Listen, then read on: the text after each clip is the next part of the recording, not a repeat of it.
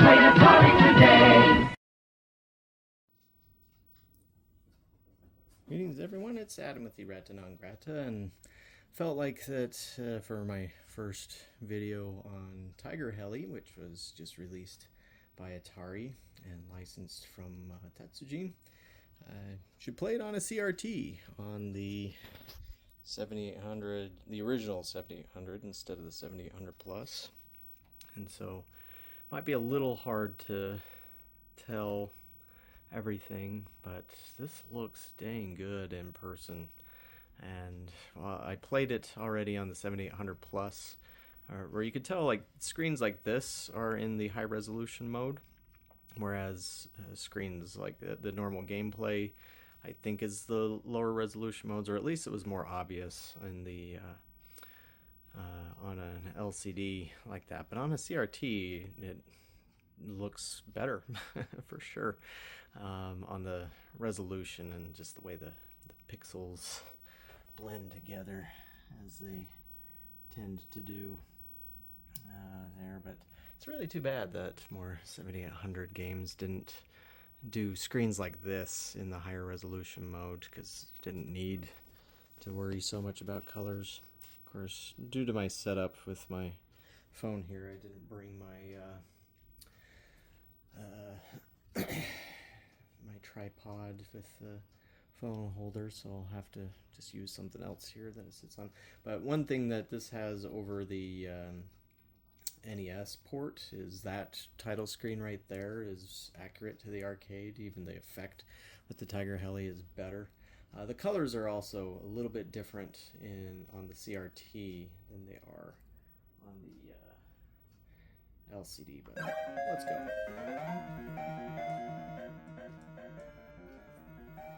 Definitely sounds a little different too.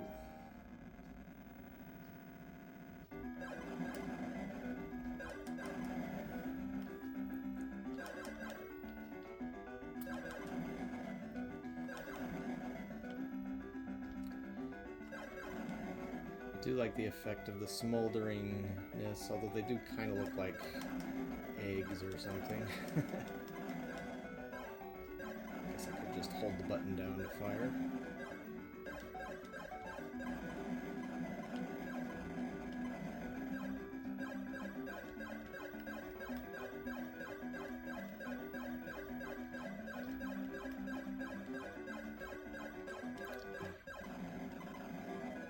Hey, there we go. I got the 10,000 points from that building right there.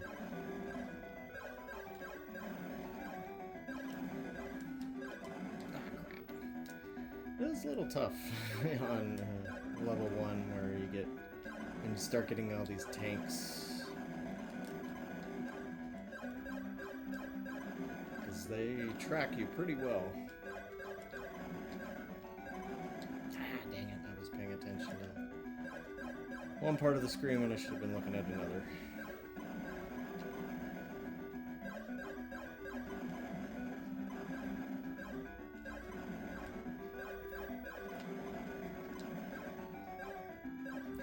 Now, I guess one thing that's off a little bit on the CRT is the top row is a little harder to see.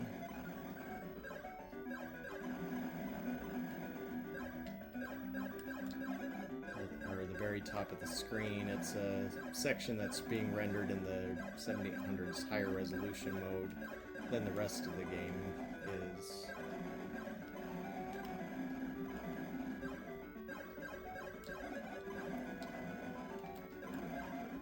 Woohoo! Got my little heli.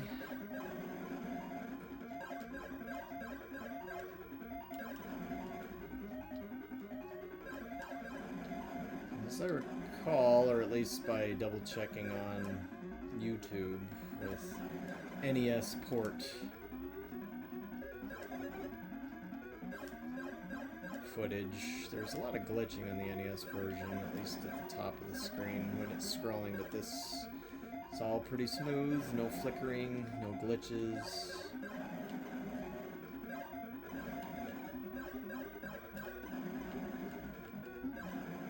Second heli that'll shoot to the side.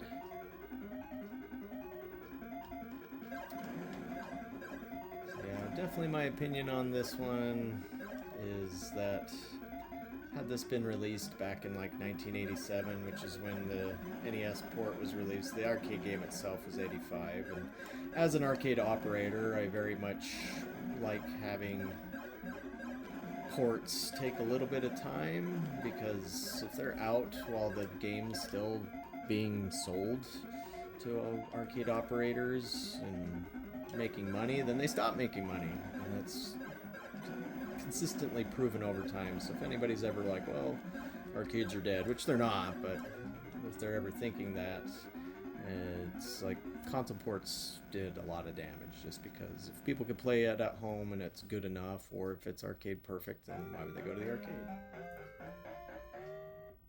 But yeah, I wonder if they tested this on real hardware or not, at least as the sound goes, because it sounds a little funky here compared to on the 7800 Plus. It sounds fine, but there's some weird intonations going on with some of the tones.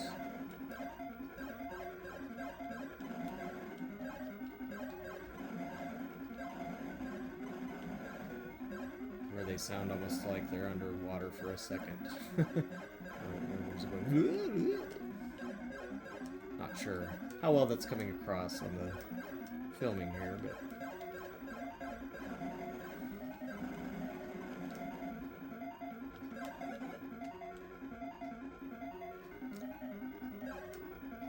and yeah, I can see where this music gets a little annoying over, or I mean, it's not a horrible song or anything, it's just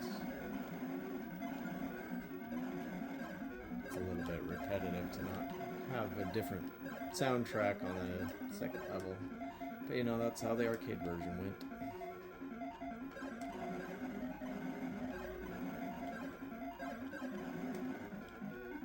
Yep, too bad Atari didn't have a time machine, or Atari doesn't have a time machine right now to be able to go back and save the 7800.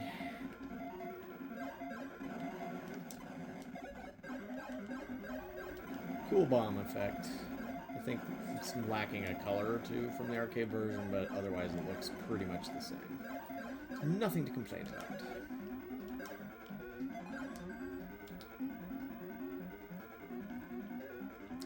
So if you've never really played this one, as you can probably tell by now, scrolling shoot 'em up game instead of like, I mean, you can see where this influenced titles that came along like 5 years later, such as Raiden, whatever you want to call it.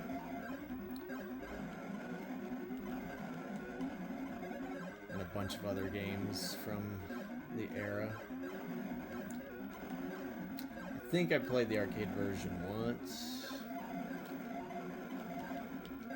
Hard to remember sometimes. I've played and owned a lot of arcade machines. For anybody curious who might be new to the channel, I've owned and operated an arcade in Salt Lake City, Utah, called Arcade Galactic, and currently I own around 64 arcade machines.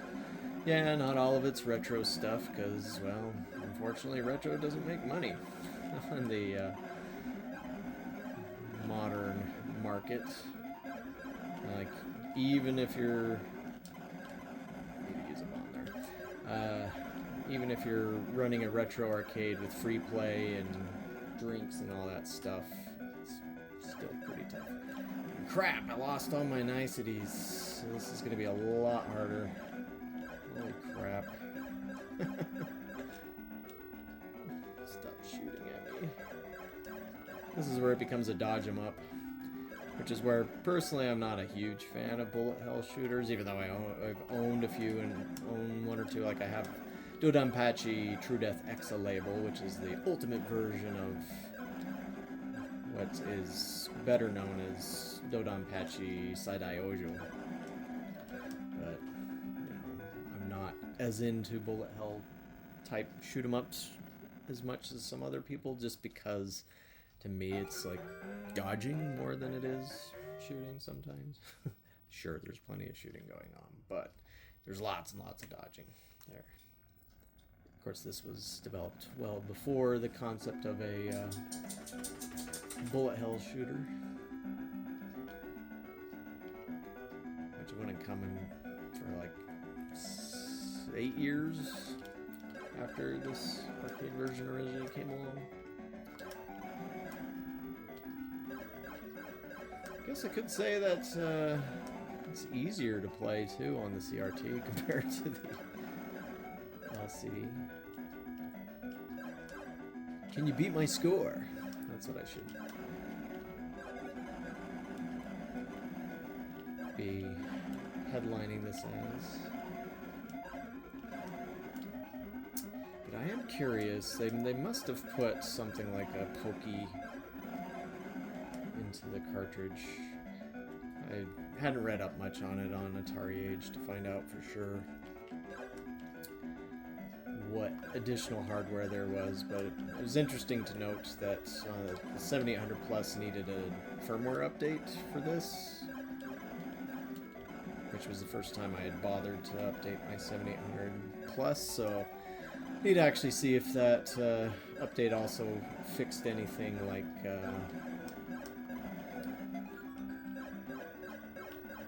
Ricky and Vicky, because that didn't work previously. Ah, dang it. I wish they would have reduced the hitbox, because it seems like it is not reduced at all. Dang it, did I miss?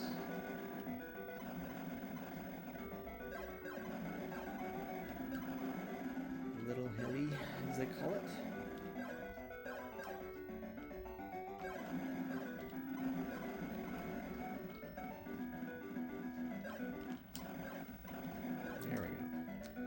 The lazy way out.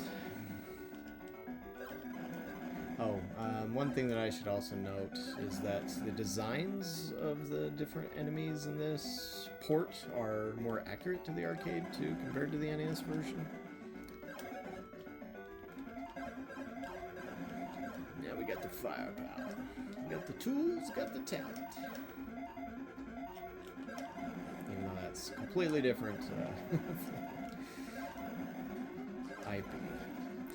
This has nothing to do with ghosts.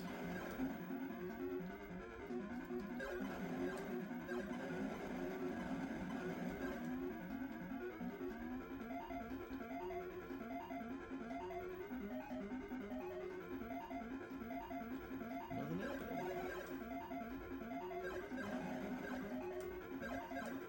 So I guess the other slight oddity, like if you haven't played this before, compared to a lot of games in this genre, is that there aren't boss battles. Crap! Yeah, I guess I'd have to look at my CRT to see what to do about the top of the screen there, since it's cutting it off halfway. That would get me... Oh, it does not save, because I did do some gameplay, like I mentioned yesterday when I got this in the mail, and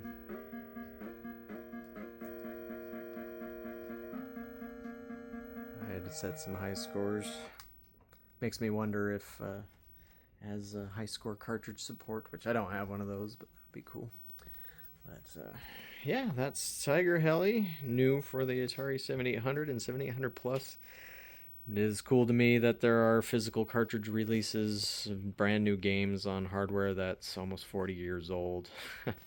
And so, while not as convenient and a lot more expensive than the digital downloads, there's just, I don't know, in my older age, I'm getting more into physical releases and owning my stuff as opposed to losing access to it at some point.